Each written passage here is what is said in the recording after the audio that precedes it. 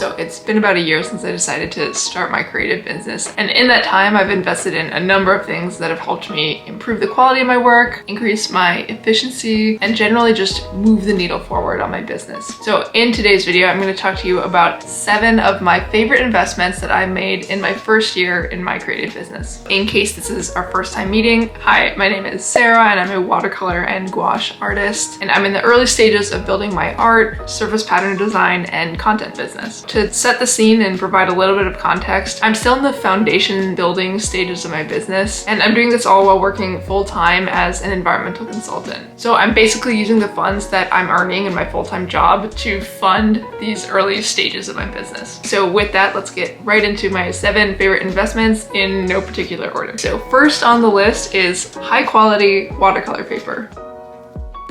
When I started painting with watercolor, I really thought that surely the paper must be the least important thing. I definitely thought that things like paint especially, and maybe even the brushes, would be way more important than the paper, but I was totally wrong, and it turns out that the paper is super important, and it turned out to be a really big game changer for me. In my early days painting, I was following a lot of tutorials on YouTube just to see kind of how other people were doing things, and I was really finding time and time again that I was not able to achieve exactly what I was seeing on these YouTube videos using the supplies that I had. Now, in my early days, I had the absolute cheapest watercolor supplies that I could find, like the kind that you would buy for like a 5-year-old. And for a while, I just kind of assumed that the reason that my results weren't matching what I was seeing on these tutorials just had to do with the fact that I was a total beginner, didn't know what I was doing, and definitely that had something to do with it for sure. But once I had practiced for a while and kind of developed my understanding of how my tools worked, how the paint worked, and some basic watercolor techniques, and I was still not achieving results that even remotely matched what I was seeing on these tutorials, I started to think about upgrading my supplies. And eventually I did end up buying this Arches cold press watercolor paper, and it has been such a game changer for me. So I was initially kind of intimidated to use this paper just because of how expensive it is compared to the really cheap stuff I had been using, but obviously I kind of got over that, and I started by following some of the same tutorials that I had started with, and I was totally blown away by the difference I was seeing using the exact same paint, the exact same brushes, the exact same techniques, but just different paper, and the end result was totally different. This high quality paper gave me way better control over my paints, things were drying a lot more vibrant, and I was also able to preserve and create all kinds of interesting textures that I was not able to achieve using that cheaper paper. I also used to do a lot of pet portraits, and I still occasionally do those, and I truly was not able to get the level of detail that I wanted using that cheaper paper. So I actually have played with a bunch of other watercolor papers, not just this Arches. I have a whole set of them that I use pretty regularly, so if you're interested in hearing more about watercolor paper and what I've played around with, definitely let me know, and I could certainly do an entire video on that topic. Okay, so that brings us to the second item on my list, which is a scanner.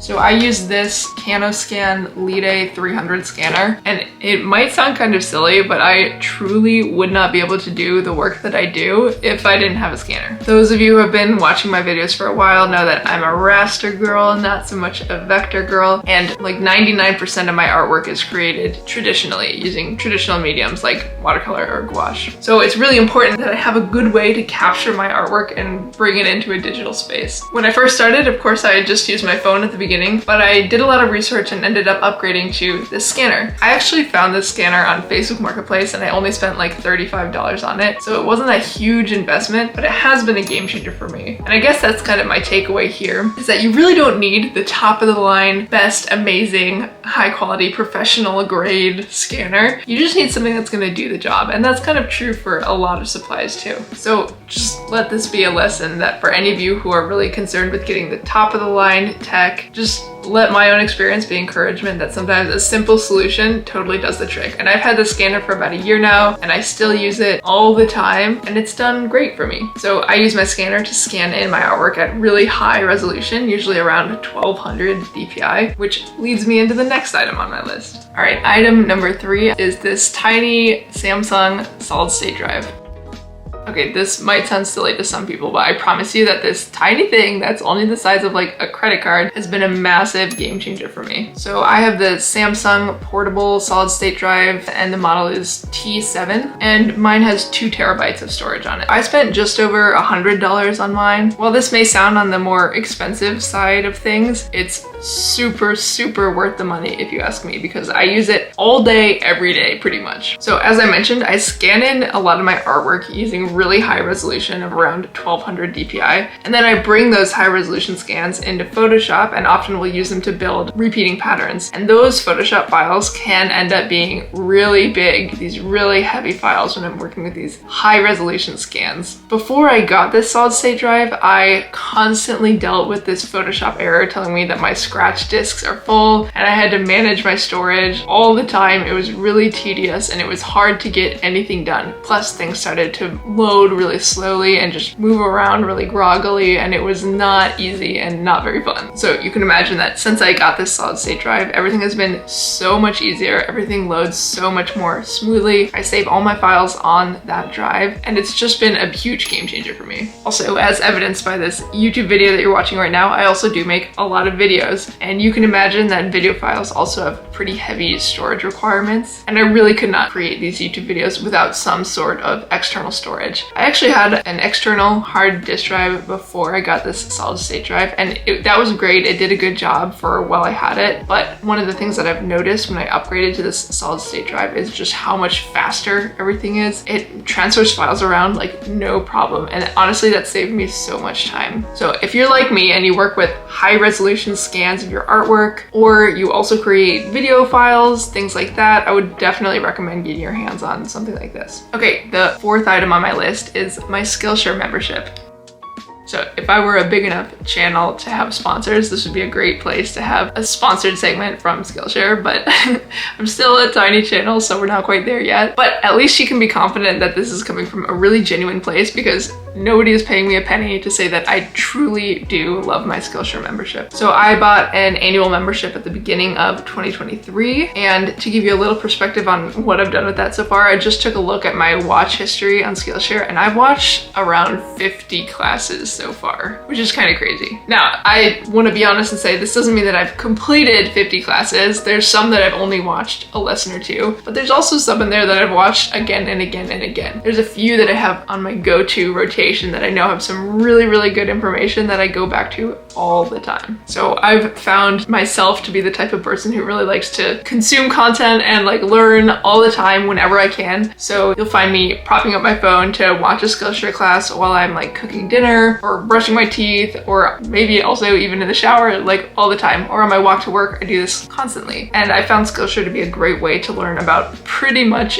anything. So for me personally, in my creative business, I've used it to learn a lot of the technical skills that I need. So especially in the Adobe suite, I've learned a lot of Photoshop skills through Skillshare courses. I've also learned about video editing using Final Cut Pro, and also some more conceptual things like creating an engaging video and kind of storytelling through your videos. So there's all kinds of stuff on there that I've used for my business. But I've also used Skillshare for things beyond just my business, and I think it's worth mentioning here too. So like for folks who have been watching my Instagram stories a lot, know that I'm going through a big classical music phase, which is fun, totally unrelated to my business, but just something that I've been enjoying. And just out of curiosity, I looked on Skillshare to see if there's any music history or classical music type classes on Skillshare, and lo and behold, of course there are. And so I started watching one. I think it's called Classical Music Appreciation Basics or something like that. And it was exactly what I was hoping to find. So anyway, it's pretty amazing to see what there is on Skillshare, and you can pretty much guarantee that someone's teaching whatever you're interested in out there on the Skillshare platform. It's also been valuable to me from a creative business perspective, because definitely one day I do also kind of want to get into the education space. It's something I really like doing, and obviously it's something I've gotten a lot of benefit from when other people have done it too. And I think something that's been really cool about watching all these Skillshare courses is just seeing how other people do it and helping me understand and realize that you don't need a fancy studio setup in order to record a really good, really valuable Skillshare class. So like some of those that I go back to over and over and over again were very clearly filmed on like like a webcam or someone's phone or something like that, but I still get so much value out of them. So that's kind of encouraging for me to see how other people do things and to know that like you don't need to have the fanciest supplies in order to have something really effective and really impactful. All right, number 5 on my list is the Adobe Creative Suite.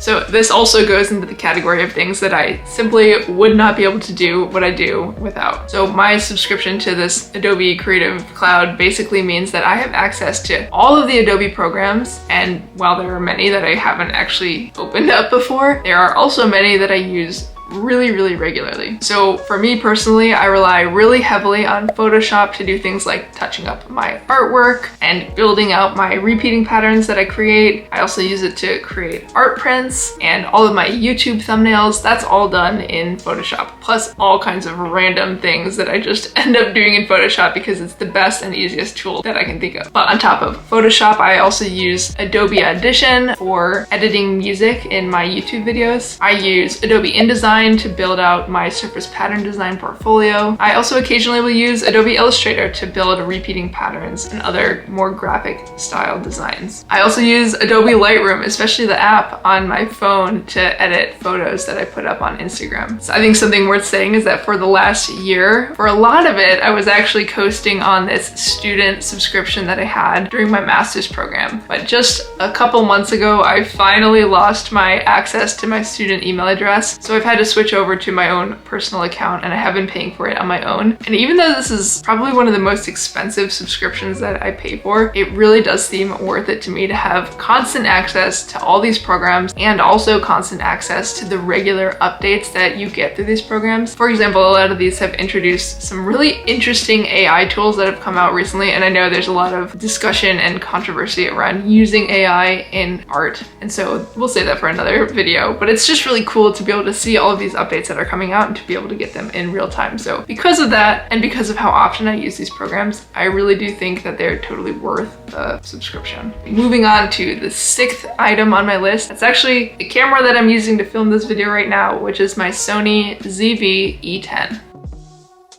So I actually filmed the vast majority of my YouTube videos using my iPhone, which is the iPhone 12 Pro Max, and it's done a great job for what I've needed it for. It has a great camera. We all know smartphone cameras these days are getting pretty amazing, and so video quality was never really the issue that I was having. But as I kept doing more and more of these videos, I kept kind of hitting walls in my video creation process that I knew I wouldn't have to overcome if I was using an actual dedicated camera for these videos. So for me, a lot of that came in the realm of file management. It was getting really messy to use these files from my camera roll on my phone and get them onto my solid state drive and into my editing software, and then also just clogging up my camera roll with all of these videos that were like half just for, you know, my day-to-day like cat pictures that I have and then half videos that I'm using for my YouTube channel, and it was just getting really messy. And also it slowed me down like in that actual process of moving the files around. So a few months ago I started looking at the possibility of getting a dedicated camera just for filming my videos, and I didn't want to spend a ton of money.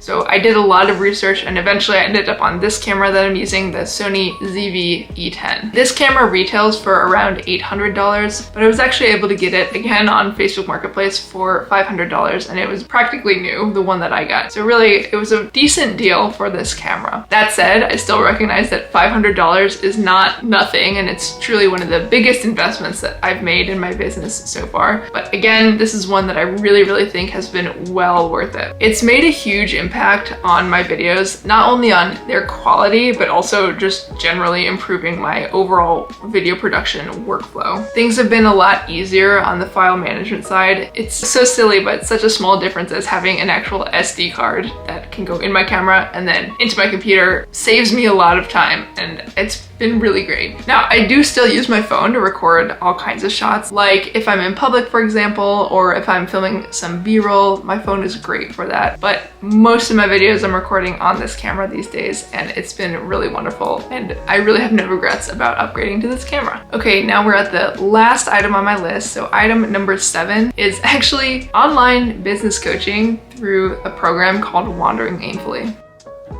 This is actually truly one of my favorite investments that I've made in my business in this past year. So my background is not in business. My background is actually in the sciences, in ecology and environmental science. So when I decided to start a creative business, I had so much to learn, and I still have a lot to learn. I, of course, went to YouTube and other places online just to learn everything that I could from folks who are out there talking about it. And after months and months and months of looking through this kind of content, I've come to realize that there's a lot of good information out there. There's also a lot of not so good information out there, or at least information that I don't necessarily vibe with. So for example, you're gonna see a lot of those types of people online who are preaching this promise to get you to a six-figure income, while the way that they're making their six-figure income is just by selling an ebook about teaching other people how to make a six-figure income, you know? And that feels a little weird, little scammy. I don't know. I don't love that approach. There's also a lot of people online who are awesome and they're totally crushing it, but they are preaching this idea, or at least making people think that real success in online business looks like multiple seven figures and having a team of 20 people working for you and like hustling all the time. And that works for some people, but that's not what everybody wants either. Not everyone wants to hustle nonstop and keep going and going and going until when, you know? And so I came across Jason and Caroline's look in my effort to learn everything I could about online business, and they're totally the opposite of that. Their whole business model surrounds this idea of a calm business. They want to help you build a sustainable business that lets you live the life that you actually just want to live. I really like Jason and Caroline, who run Wandering Aimfully, this business coaching program that I'm a part of, because they have actually decades of business experience doing all kinds of different online businesses. So they're not just teaching you stuff that they saw on Google, they're teaching you from their actual experience, and they reject hustle culture so much, and I really love it. Their coaching program is also so much more than just a coaching program, and to me it's worth so much more than the price tag. So when I joined the program, the price point was $2,000 total for the program, and that's paid out in $100 per month installments over a 20-month period. But they have a lifetime pricing model, so the way this works is that when you're done paying that $2,000, you're done paying them. But you continue to get lifetime access to everything in their program and everything that they continue to produce. So the way they put it, they were like, well, what if Netflix came to you one day and was like, I think you've paid us enough money. You can keep having Netflix, but you don't have to keep paying anymore. Like, that's basically what's happening. It's really awesome. And within their program, yes, you get monthly coaching on all kinds of